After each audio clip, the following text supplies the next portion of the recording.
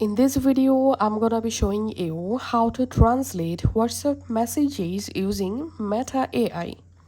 All you have to need, go to the chat or conversation and just copy the message, which message you want to translate.